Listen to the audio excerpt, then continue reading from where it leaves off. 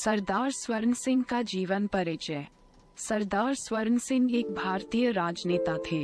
वे सबसे अधिक समय तक भारत के केंद्रीय कैबिनेट मंत्री रहे। स्वर्ण सिंह पुरवाल का जन्म 19 अगस्त 1907 ईस्वी को पंजाब के जालंधर जिले के शंकर गांव में हुआ था। इनका जन्म जाट सिख परिवार में हुआ था और इनकी मृत्यु 30 अक्टूबर 1994 ईस्वी को नई दिल्ली में हुआ था। इनकी पत्नी का नाम चरण कौर था।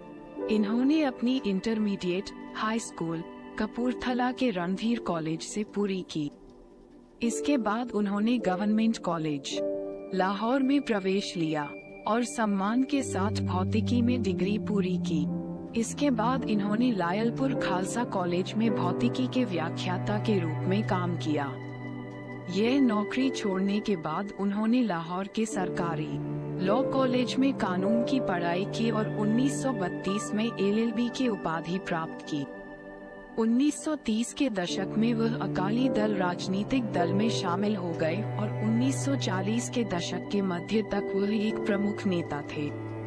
उन्होंने 1940 के दशक की शुरुआत में भारतीय राष्ट्रीय कांग्रेस पार्टी और अकाली दल के बीच समझौते में महत्वपूर्ण भूमिका निभाई।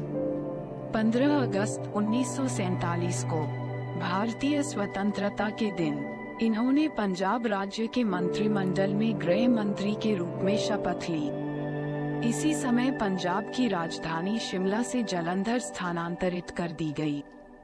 13 मई 1952 को जब जवाहरलाल नेहरू ने उन्हें केंद्रीय मंत्रिमंडल में शामिल किया तो उन्होंने यहां अपने पद से इस्तीफा दे दिया।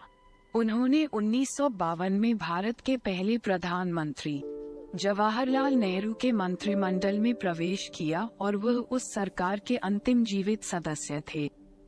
इनकी ख्याति एक प्रभावी वाद विवादकर्ता और वार्ताकार के रूप में थी। वे अनेक भाषाओं से परिचित एवं कुशल वक्ता थे।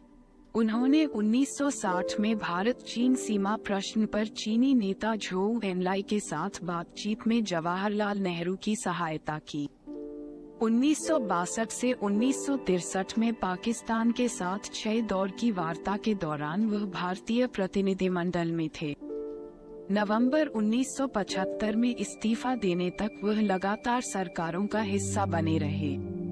स्वर्ण सिंह आज तक वह भारत में सबसे लंबे समय तक सेवा करने वाले केंद्रीय कैबिनेट मंत्री हैं। सन 1992 में भारत गणराज्य द्वारा दूसरा सर्वोच्च नागरिक पुरस्कार पद्म विभूषण पुरस्कार से सम्मानित किया गया था।